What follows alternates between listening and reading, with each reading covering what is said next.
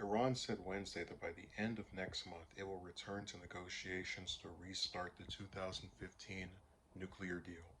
Iran's Deputy Foreign Minister Ali Bagheri made the announcement on Twitter following a meeting with Enrique Mora, the European Union official serving as the chief coordinator on the talks. Bagheri said he had a very serious and constructive dialogue with Enrique Mora on the essential elements for successful negotiations.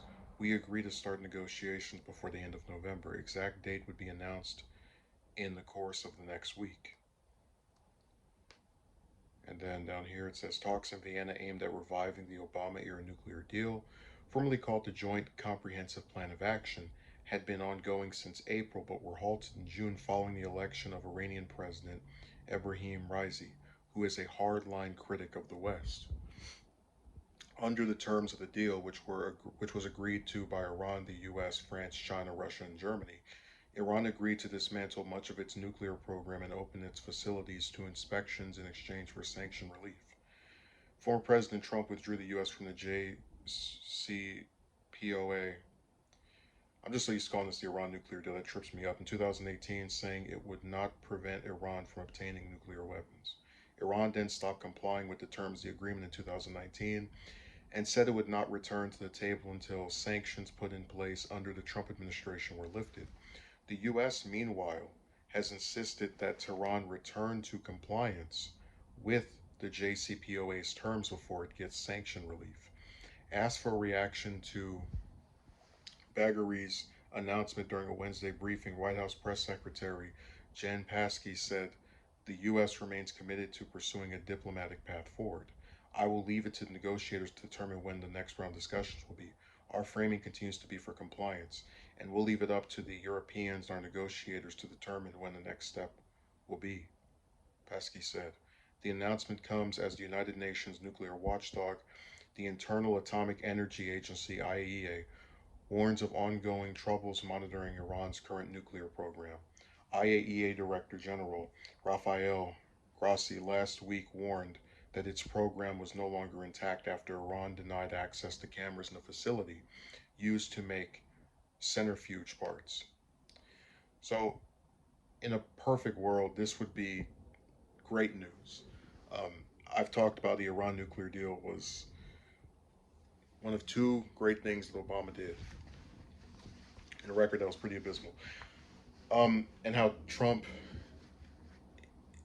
pretty much only got out of it because of his weird fetishistic relationship with Israel and trying to appease Netanyahu. So having a diplomatic relationship with Iran and the U.S. was just a no-go for a country that was run by someone who wanted to, have issues, have Iran be enemies with every ally that it has, so they can have this hard line against it.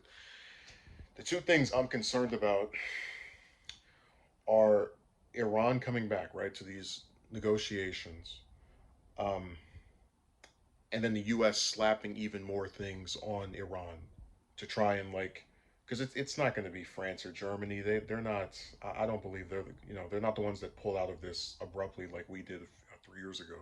So I think the U.S.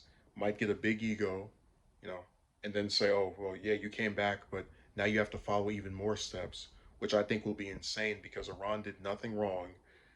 Trump pulled out for the reasons I just specified before, and basically gave them a punishment for doing what we consider to be the right thing.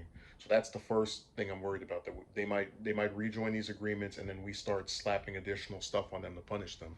The other thing I'm worried about, this is a long term issue, and you saw this, is that I'll never forget Secular Talks video on this from when Trump first pulled out, where he talked about how no country would ever agree to an agreement or negotiation with the U.S. because they know that if a Democrat makes a deal, a Republican can just get in the White House and then snap it away or get rid of it, which is what Trump did with the Iran nuclear deal.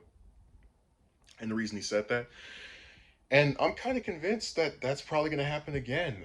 Let's say these negotiations go well and the U.S. is able to get Iran to join back in, and then let's say it's 2024 or 28, and it wouldn't be Rand Paul, but let somebody like Cruz or Haley or Cotton or any other one of these, warmonger creeps gets in and completely decimates it.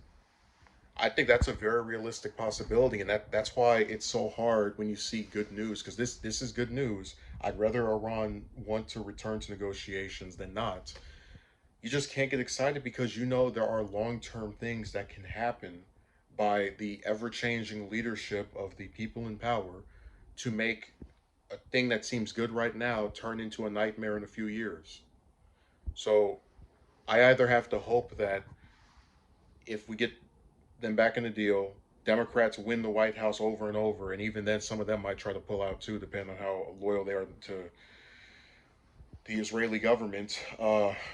Or you get some Republican who, hopefully, if it's like Rand Paul, for example, has like some brains on international issues, like isn't just trying to have an issue with this country for, just for fun. But other than that, I can't get too excited for those two reasons I gave. So I'm cautiously optimistic.